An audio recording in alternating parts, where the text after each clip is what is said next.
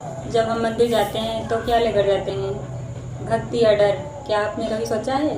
एक बच्चा अपनी माँ के साथ मंदिर जाता है। मासूम सा उत्सुकता भरी निगाहों से घंटों की ओर हाथ बढ़ाता है और तभी माँ धीरे से कान में कहती है, धीरे, भगवान नाराज हो जाएंगे। बच्चा थोड़ा सहम जाता है। वह सोचता है, क्या भगवान भी गुस्सा होते हैं?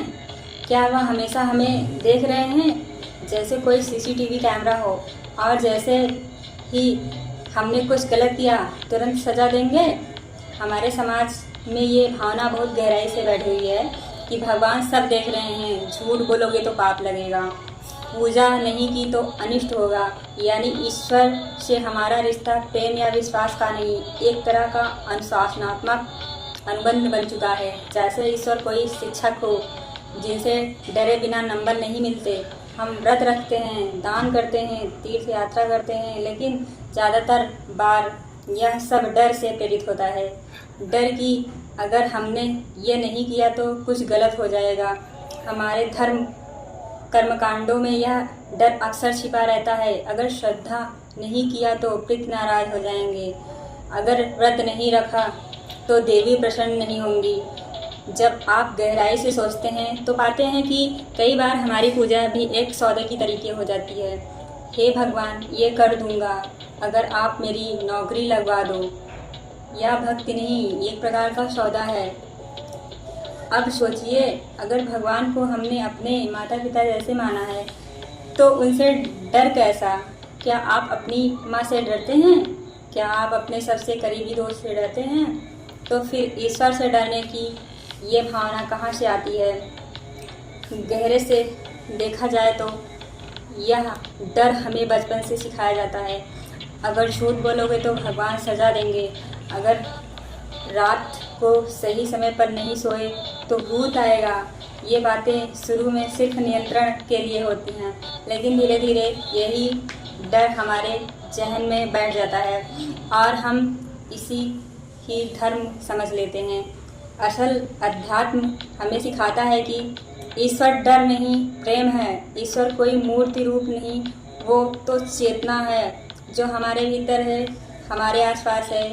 वह निगरानी करने वाला अफसर नहीं है, वह तो वो मौन है जिसमें हम खुद को खोजते हैं। जब हम प्रेम करते हैं तो डरते नहीं, जब डरते हैं तो प्रेम नहीं कर सकते। दोनों साथ नहीं रह सकते। कबीर ने कहा था, प्रेम गली अति सांग करी, तामे दो न समाए।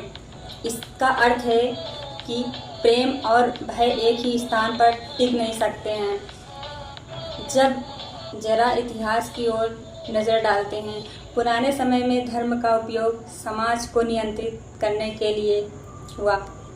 नियम बने, अगर गलत किया तो नरक मिलेगा, अगर सही किया तो स्वर्ग। डर का यह भाव तब उपयोगी था, पर आज जब हम सोचने समझने वाले प्राणी बन चुके हैं तो क्या हमें अब भी वही पुराने डर से संचालित होना चाहिए?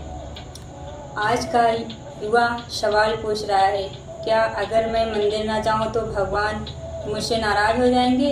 क्या अगर मैं सिर्फ अच्छे कर्म करूं लेकिन पूजा ना करूं तो क्या मैं अधर्मी बन जाऊंगा? ये सवाल ज़रूरी है, क्योंकि इन सवालों के जरिए हम आस्था को डर से अलग करना सीखते हैं। भगवान को आपकी घंटी, नारियल या आरती की ज़रूरत नहीं है, उन्हें आपकी भावना चाहिए। आप किसी भूखे को खाना खिला दें, वो आपकी सबसे सच्ची पूजा होगी। आप किसी को माफ़ कर दें, वो आपकी सबसे उज्ज्वल आरती होगी। जब आप सच्चे प्रेम से, मौन से, एकांत में, बिना किसी दिखावे के ईश्वर को याद करते हैं, वही सच्चा ध्यान होता है। डर से की गई पूजा में कृपा नहीं होती, सिर्फ मानसिक गुलामी होती है, और ईश्वर ने कभी किसी को गुलाम नहीं बनाया। तो अगर आप भगवान को जानना चाहते हैं तो सबसे पहले डर से आज़ाद हो जाइए। जब तक डर रहेगा तब तक प्रेम की जगह नहीं होगी, और जब तक प्रेम नहीं होगा तब तक ईश्वर सिर्फ एक मूर्ति रहेगा, एक एहसास नहीं। अंत में यही कहूँगी, भगवान से डरिए मत, उन्हें जानिए, उन्हें महसूस कीजिए। अगर आप उन्हें जान लेंगे तो डर अपने आप ही मिट जाएगा, और उनके बाद जो रह जाएगा वह होगा सच्चा निस्वार्थ प्रेम। और शायद वही सच्चा धर्म है। लाइक करिए, शेयर करिए, कमेंट करिए। थैंक यू स्नेहा ब्रांड के साथ।